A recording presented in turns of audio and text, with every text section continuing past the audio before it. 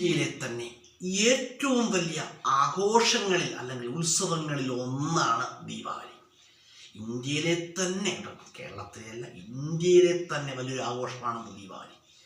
അപ്പം ദീപാവലി എന്ന് പറയുമ്പോൾ അന്ധകാരത്തിന് മുകളിലുള്ള പ്രകാശത്തിൻ്റെ വിജയം, അന്ധകാരത്തിന് മുകളിലുള്ള പ്രകാശത്തിൻ്റെ വിജയം എന്ന് പറഞ്ഞാൽ തിന്മയ്ക്ക് മുകളിലുള്ള നന്മയുടെ വിജയം. ഓരോ ആഘോഷങ്ങളും സൂചിപ്പിക്കുന്നത് അല്ലെങ്കിൽ നമ്മെ മനസ്സിലാക്കി തരുന്നത് എന്താണെന്ന് ചോദിച്ചാൽ തിന്മയ്ക്ക് മുകളിലുള്ള നന്മയുടെ വിജയമാണ്.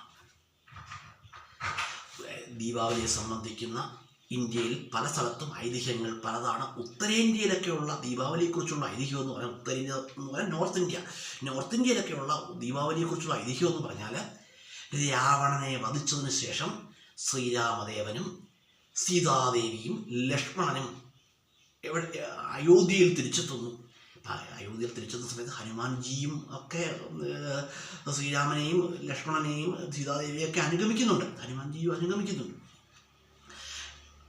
അവർ അയോധ്യയിൽ തിരിച്ചെത്തുന്ന ദിവസം അമാവാസിയായിരുന്നു. അപ്പം അമാവാസി ആയതുകൊണ്ട് അയോധ്യാവാസികൾ മൺചിരാത് കത്തിച്ച് സന്തോഷപൂർവ്വം ശ്രീരാമദേവനെയും സീതാദേവിയെയും ലക്ഷ്മണനെയും ഒക്കെ വരവേൽക്കുന്ന ഒരു ആഘോഷമാണ്, ഒരു ഉത്സവമാണെന്ന് ദീപാവലിയായിട്ട് കൊണ്ടാടുന്നത്. ഈ ഐതിഹ്യം നോർത്ത് ഇന്ത്യയിലാണ് കേട്ടോ. നമ്മുടെ ദക്ഷിണേന്ത്യയിൽ വരുമ്പോൾ, ദക്ഷിണ സംസ്ഥാനങ്ങളിൽ, നമ്മുടെ കേരളത്തിലൊക്കെയുള്ള ദീപാവലിയുടെ ഐതിഹ്യം എന്ന് പറഞ്ഞാൽ നരകാസുരൻ എന്നൊരു അസുരൻ ദേവലോകം ആക്രമിക്കുന്നു.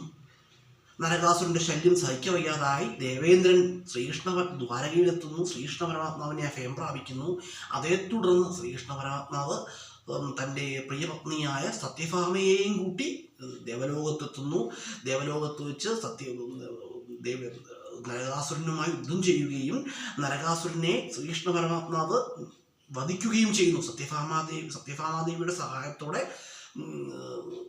നരകാസുരനെ വധിക്കുന്നു. അതേ തുടർന്ന് ഇവരും ദ്വാരകയിൽ തിരിച്ചെത്തുന്നു. അപ്പോൾ ദ്വാരകാവാസികളൊക്കെ വളരെ സന്തോഷപൂർവ്വം ശ്രീകൃഷ്ണനെയും അതുപോലെ സത്യഭാമാദേവിയെയൊക്കെ വളരെ സന്തോഷപൂർവ്വം സ്വീകരിക്കുന്നു, ആഘോഷപൂർവ്വം കൊണ്ടാടുന്നു. അതാണ് ദീപാവലിയായിട്ട് ദക്ഷിണേന്ത്യ സംസ്ഥാനങ്ങളിലുള്ള ഐതിഹ്യം കേട്ടോ. അതുപോലെ തന്നെ പറയുകയാണെങ്കിൽ ദീപാവലി ഇന്ത്യയിൽ ഏറ്റവും കൂടുതൽ കൊണ്ടാടുന്ന സ്ഥലം ഏതാണെന്ന് ചോദിച്ചാൽ ഏതാണ്? ഉത്തരേന്ത്യയിലാണ്. ഉത്തരേന്ത്യ സംസ്ഥാനങ്ങളിൽ വെച്ച് ഏറ്റവും കൂടുതൽ കൊണ്ടാടുന്ന എവിടെയാണെന്ന് ചോദിച്ചാൽ ദീപാവലി ഇന്ത്യയിൽ ഏറ്റവും കൂടുതൽ കൊണ്ടാടുന്ന എവിടെയാണ്? അയോധ്യയിലാണ്. ഉത്തർപ്രദേശിലെ അയോധ്യയിലാണ്. അതുപോലെ ദക്ഷിണേന്ത്യയിൽ ദീപാവലി ഏറ്റവും കൂടുതൽ കൊണ്ടാടുന്ന എവിടെയാണെന്ന് ചോദിച്ചാൽ എവിടെയാണ്? തമിഴ്നാട്ടിലാണ്. അപ്പം എല്ലാവർക്കും എൻ്റെ ഹൃദയം നിറഞ്ഞ ദീപാവലി ആശംസകൾ.